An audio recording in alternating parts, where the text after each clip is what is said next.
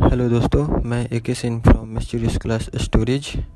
पिछले वीडियो में हम लोगों ने पाषाण काल के बारे में ऑब्जेक्टिव टाइप क्वेश्चन को डिटेल्स के साथ पढ़ा था और आज हम लोगों का टॉपिक रहेगा सेंगो सभ्यता एवं संस्कृति।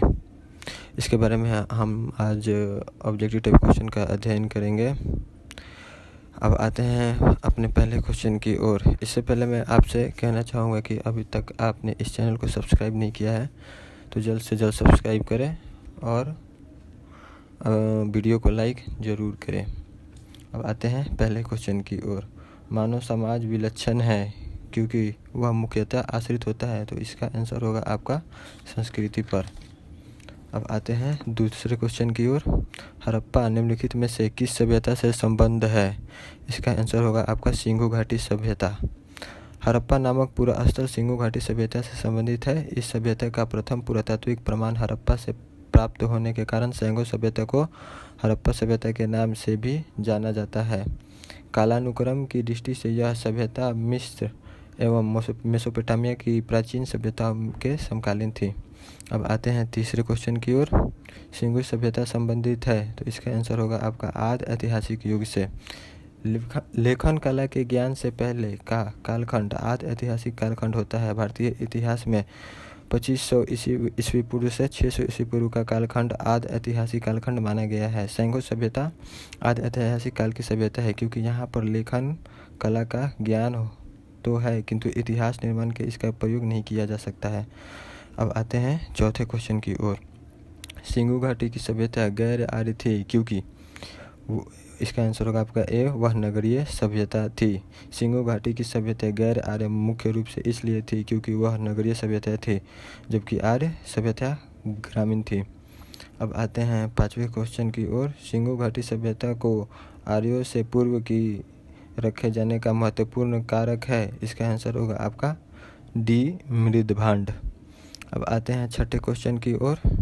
सिंधु घाटी संस्कृति वैदिक सभ्यता से भिन्न थी क्योंकि इसका आंसर होगा डी, उपयुक्त सभी। इसके पास विकसित शहरी जीवन की सुविधाएं थी, इसके पास चित्रलेखीय लिपि थी, इसके पास लोहे और रक्षा शस्त्रों के ज्ञान का अभाव था। अब आते हैं सातवें क्वेश्चन की ओर। हड़प्पा संस्कृति की जानकारी का प्रमुख स्रोत है। इसका आंसर होगा आपका सी, पुरातात्विक खोदाई। हड़प्पा सभ्यता की लिपि का वाचन अभी नहीं हो सका है, अतः सभ्यता से संबंध अनेकों पुरास्थलों से प्राप्त पुरावशेष ही हड़प्पा संस्कृति के विशिष्ट तत्वों पर प्रकाश डालते हैं। अब आते हैं आठवें क्वेश्चन की ओर। निम्नलिखित में से कौन सा सिंधु घाटी की सभ्यता पर प्रकाश डालता है? इसका आंसर होगा आपका बी, पुरातात्विक संबंधी खुदाई। अब आते हैं नौवें क्वेश्चन की ओर। सिंधु घाटी के निवासियों की सभ्यता को जानने का मूल स्रोत है वह यहाँ पाई गई है। इसका आंसर होगा आपका बी, बर्तन, जेवर, हथियार तथा औजार। 10वां और 11वां क्वेश्चन मिलान कर हैं जो कि इम्पोर्टेंट नहीं है। अब आते हैं 12वें क्वेश्चन की ओर डायरेक्ट।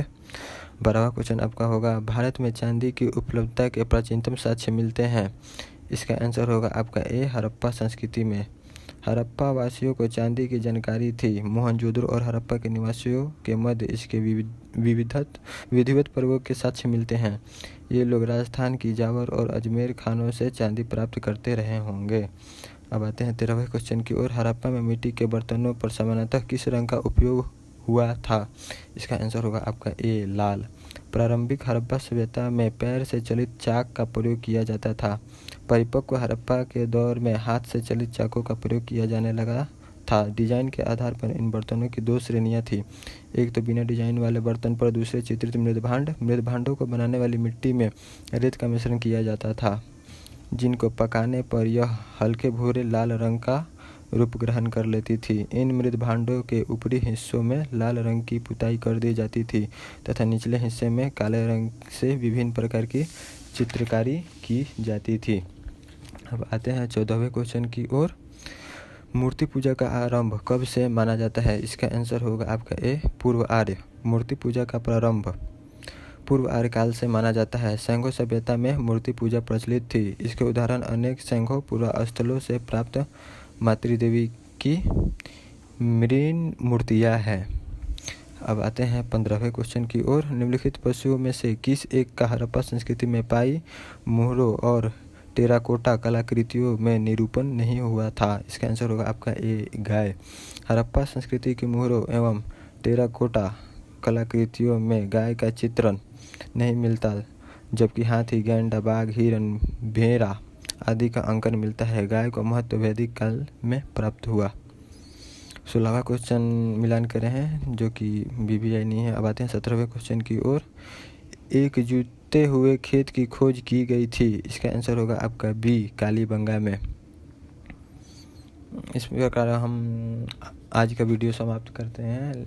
इससे पहले मैं आपसे कहना चाहूँगा, अगले वीडियो के लिए इसी टॉपिक के बारे में, सैंघो सभ्यता एवं संस्कृति पर नेक्स्ट वीडियो में आगे का हम लोग पूरा करेंगे। और अगर आपको ये वीडियो अच्छा लगे तो वीडियो को लाइक ज़रूर करें और चैनल को सब्सक्राइब करना बिल्कुल ना भूलें। जय हिंद।